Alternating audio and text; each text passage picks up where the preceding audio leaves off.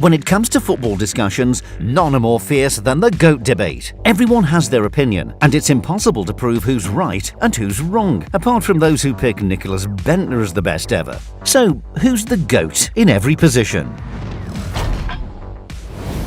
Goalkeeper: Lev Yashin. Honorary mention: Iker Casillas.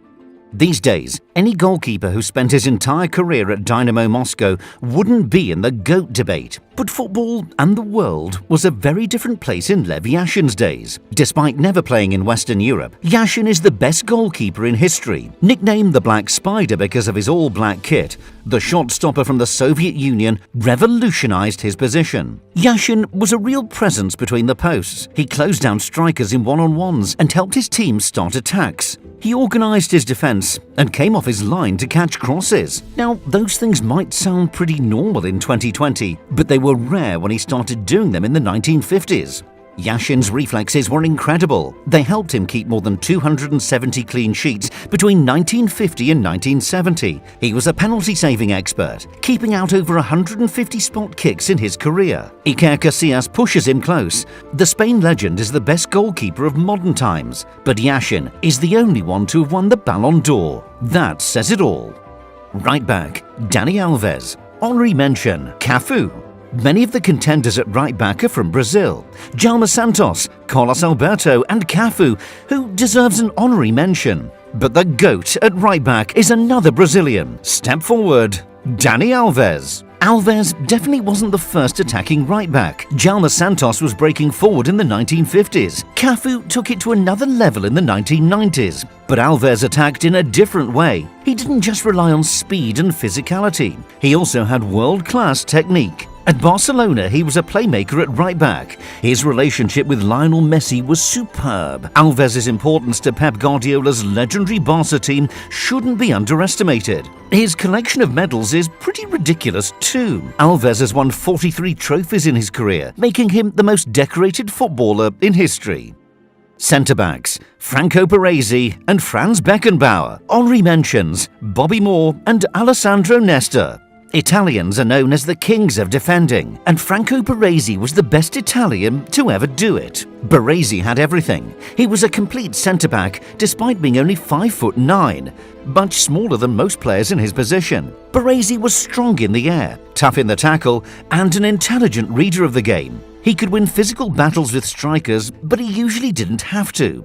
The master Italian was always one step ahead. Baresi was also comfortable in possession. He had a fantastic range of passing and helped start attacks from the back. He wasn't the best ball-playing centre-back ever though.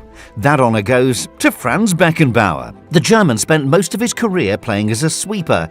We don't really see that role these days because of changes to the offside law. Beckenbauer played behind the defensive line and swept up loose balls. His reading of the game was fantastic, and strikers rarely got the better of him. Beckenbauer's other function was to carry the ball up the pitch and start attacks.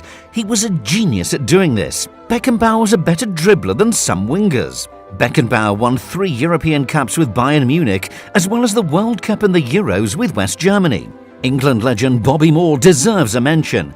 He was a classy defender who was ahead of his time. Alessandro Nesta was excellent too, but Baresi and Beckenbauer are the GOATs at the back. Left back: Roberto Carlos. Honorary mention: Paolo Maldini. Roberto Carlos wasn't only a world-class left back, but he transformed the position too. Fullbacks did attack before Roberto Carlos came along, but he took it to a whole new level. His powerful runs up and down the flank were a key feature of Real Madrid's play for years. He also had an eye for goal. Everyone's seen the famous banana kick against France, but that wasn't Roberto Carlos' only great goal. Just look at this hit against Tenerife, for example. Paolo Maldini was a brilliant defender who played at the highest level for decades. But Roberto Carlos helped change the role of the left-back, so that's why he's number 1. Central midfielders: Zinedine Zidane and Xavi Hernandez. Honorary mentions go to Clarence Seedorf and Andre Iniesta. Whether he played as a number 10 or in a more withdrawn role, Zinedine Zidane was one of the best playmakers we've ever seen. Zizou oozed creativity. He was an artist on the pitch, but that doesn't mean he wasn't effective. Zidane had plenty of end product to go with his silky dribbling and smooth passing. He was a big game player too.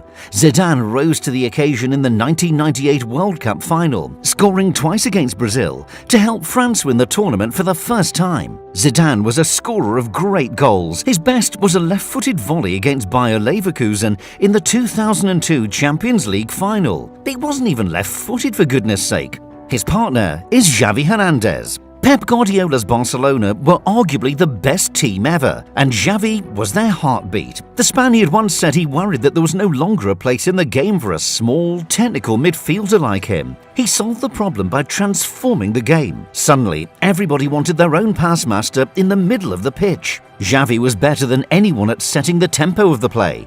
He knew when to speed things up and when to slow things down. Xavi plays in the future, Dani Alves once said. Now, it's hard to talk about Xavi without mentioning his partner in crime, Andre Iniesta. He was another midfielder who won everything there was to win with Barcelona and Spain. But Xavi was even more important. We've got to mention Clarence Seedorf too. He's the only player to win the Champions League with 3 different clubs: Ajax, Real Madrid and AC Milan. Seedorf was brilliant and sometimes doesn't get the credit he deserves. Attacking midfielder: Diego Maradona. Honorary mention to Alfredo Di Stefano. Now, this is where it gets a bit interesting. Choosing the GOAT at attacking midfield isn't easy. How can it be when you've got legends like Michel Platini, Zico and Alfredo Di Stefano to choose from? Di Stefano is especially unlucky to miss out. Just because he played a long time ago doesn't mean he wasn't world class. The Real Madrid icon was a true great. But the GOAT in this position is Diego Maradona.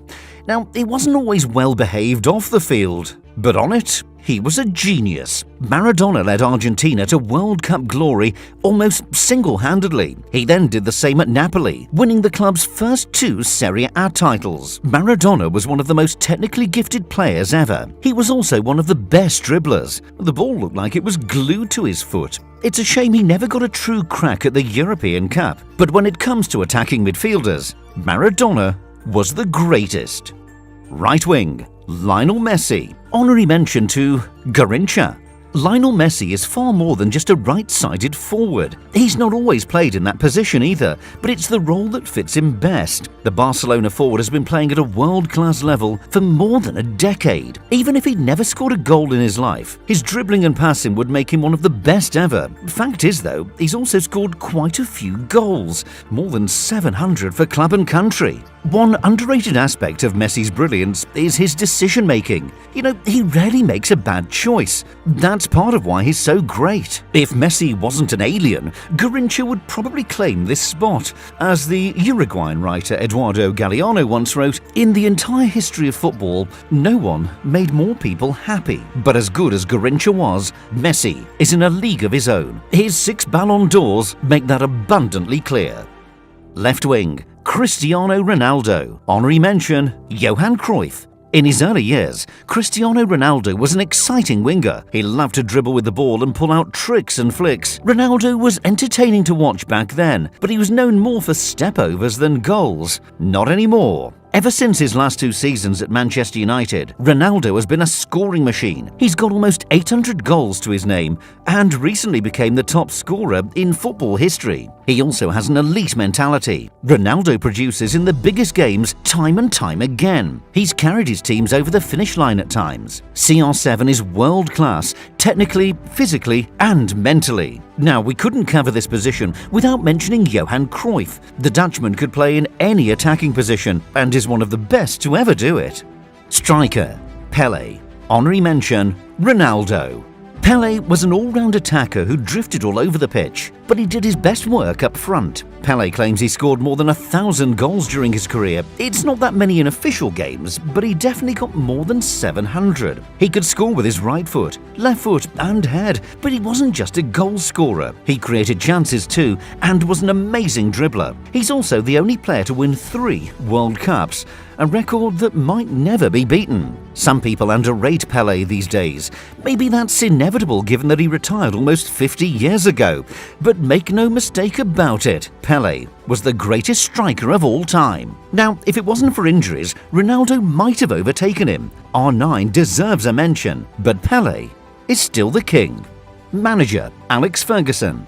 There's only one man who can lead this team. Alex Ferguson is the undisputed GOAT when it comes to managers, and he'd be the perfect person to bring out the best in this team of superstars. Ferguson did an unbelievable job at Manchester United. In 27 years in charge, he won 13 Premier League titles, 5 FA Cups, 4 League Cups, and 2 Champions Leagues. Fergie managed many high-profile players during his time at Old Trafford, but he always kept the egos in check. This team is packed full of world-class footballers, but there'd only be one boss inside this dressing room.